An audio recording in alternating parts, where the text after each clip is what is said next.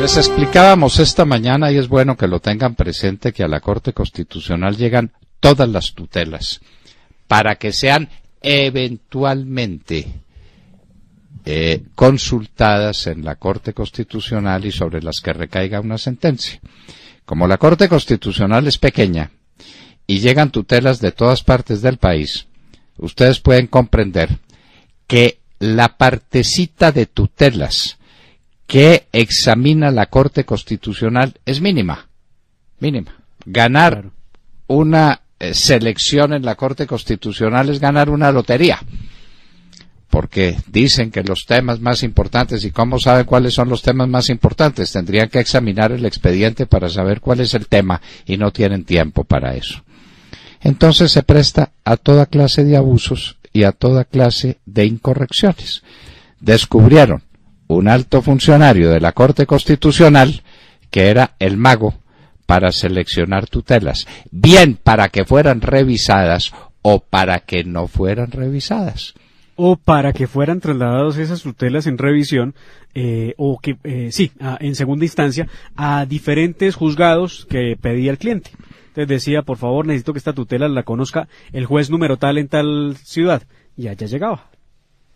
Ay, pero ¿cómo hacían desde la Corte Constitucional para eso? Ahí sí no entiendo. Ah, sí, no, el señor tenía, según eso, el poder para hacerlo, o eso era lo que prometía, ¿no? Él prometía eso, decía, yo le garantizo a usted que su proceso lo vamos a mover en la revisión de tutela a tal magistrado, en tal corte, en tal corte. La revisión no, la segunda instancia. La segunda instancia, en tal tribunal, y usted tranquilo. A ver, y el tipo la tutela tiene una primera instancia ante el juez o tribunal frente al cual se presenta. Sí, sí. Una segunda instancia ante el superior inmediato. Y después revisión eventual en la Corte Constitucional. ¿Cuáles sentencias se revisan? Las que le da la gana a alguien. A alguien le da la gana y entonces revisa las sentencias, entonces ese es un tráfico bien comprensible. Yo quiero que me revisen la sentencia y entonces pataleo. No, pues si les dio la gana al magistrado de turno o a este funcionario, que era el que repartía y no repartía, el que escondía y el que ponía de presente. Y sale el magistrado Linares a decir que eso no influía en las tutelas. No influía, sino que él las escogía en últimas. Pues según el magistrado Linares, primero fue el producto de esta captura de este sujeto Jairo Giovanni Caicedo Rojas, fue una captura que se produjo gracias a una solicitud de la misma Corte Constitucional que pidió que se investigara la conducta del funcionario, que debo recordarlo y decirlo, es funcionario de la Corte Constitucional desde el año 1995. Hágame el favor, ¿cuántas cosas pudieron pasar por sus manos? Imagínense las que haría. Sí, estaba en la Secretaría General y dentro de las tutelas que el funcionario trataba de gestionar está, por ejemplo, la del narcotraficante Miguel Ángel Mejía, alias El Mellizo, y según la Fiscalía le iban a pagar entre 50 y 100 millones de pesos. Bueno, por eso. Y lo descubrieron en una. ¿Cuántas haría? Porque es que el sistema se presta para eso. Claro. Cuando usted tiene un derecho a una acción, a un recurso, por ejemplo, interpone casación ante la Corte lo tiene que tratar. Algún día. Pueden pasar años, pero algún día la Corte lo recibe. Pero en la Corte Constitucional eso es una rifa, eso es un baloto, que se presta a toda clase de irregularidades como esta. Sí.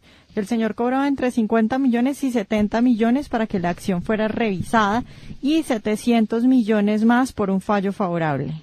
¿Y eso era para él solito? Pues, ¿O eso sería compartido por ahí con alguien? Hasta ahora no se ha hablado de nadie más, solo está o sea, para el señor para cobrar esas cifras debió haber hecho carrera, ¿no? Debe haber hecho carrera. Entonces, a ver, cliente, explíquele aquí a mi futuro cliente que usted tuvo éxito conmigo porque hicimos tal cosa. Obvio. ¿No? Entonces, para llegar a 700 millones de pesos se necesita carrera. Esto no es de la noche a la mañana. Eficacia comprobada. Claro. Eficacia comprobada. Es que esto todo es corrupto y el sistema judicial está absolutamente corrompido y la tutela es una fuente indeficiente de motivos de corrupción.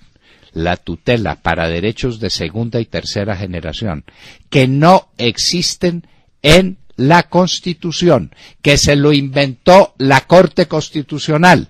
Es un invento gratuito de la Corte Constitucional.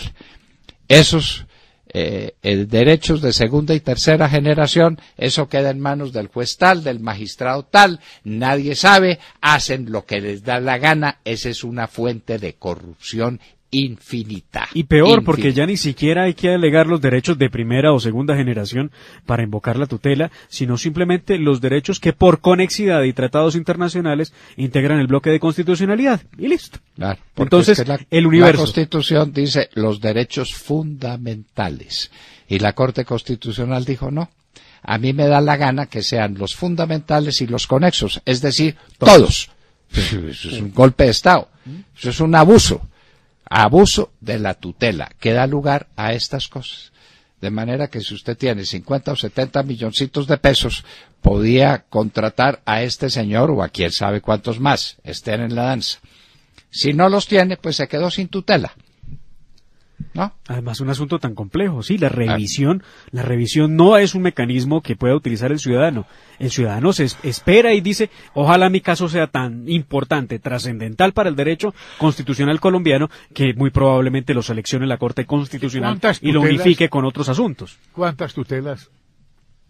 Por Dios. De 1001. Sí. Es que pues, de 10.000 una, eso es. Pero bueno, ya sabemos que el que tenía plata sí tenía cómo. Pues claro, por eso es una lotería. Ganarse una revisión de una tutela es una lotería. Y entonces este señor le ayudaba al interesado con la lotería. Y eso es que el sistema es esencialmente corrupto, el sistema. Pero bueno, eso lo hemos dicho desde que salió la Constitución del 91. Sí. Esto es un absurdo. Desde hace 15 años. Y después de la sentencia de la Corte Constitucional que declaró todos los derechos como tutelables, eso sí fue la locura. Y el Poder Judicial se llenó de tutelas. Y a los jueces no les queda, porque el juez que no falla en tiempo, ese juez es sancionado. Un proceso ordinario, un proceso ejecutivo, para ese no hay tiempo. El juez dicta la sentencia cuando le da la gana o cuando tiene tiempo. La tutela, si no la resuelve en cierto tiempo, entonces en 10 días recibe una sanción. En 10 días, si no resuelve, recibe sanción. Y vea, doctor Fernando, a sumarle a eso la posibilidad que tiene la persona de utilizar la tutela como mecanismo transitorio de salvaguarda del derecho. Entonces, aun cuando tiene otras posibilidades en la jurisdicción ordinaria de llevar a cabo el proceso, pues la pone como transitoria, le falla en la tutela, la persona queda salvaguardada sus derechos y mientras tanto la persona puede hacer tránsito con un proceso ordinario por la vía judicial sin ningún problema. Entonces, le suma a uno otro problema que le cae a la tutela, que tanto criticaron desde Colombia a Venezuela, porque en Venezuela sufrieron de la famosa tutelitis, y aquí estamos un poquito peor ya. Pero desde luego, ¿cuándo hay tutela? Cuando al juez le dé la gana. Claro. Si no le da la gana no hay tutela, de manera que ahí no hay derecho que valga, ahí no hay que tener la razón, hay que tener simplemente la simpatía del juez, simpatía que a veces es gratuita y a veces no. Uy, por Dios.